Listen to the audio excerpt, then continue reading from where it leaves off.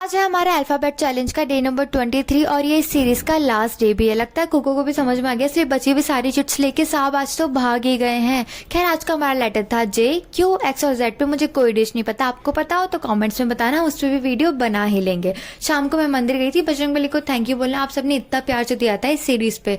वहाँ प्रसादी चल रही थी, अब जिसे देख के मैं तो बिल्कुल रेजिस्ट नहीं कर सकती और इसके टेस्ट का तो कोई मुकाबला ही नहीं होता, इसलिए मैंने बहुत सारा पेट भर के खा लिया था। चैलेंज के लिए जिम जैम मंगाए, जिसको खा के तो कोको की बल्ले बल्ले हो गई है।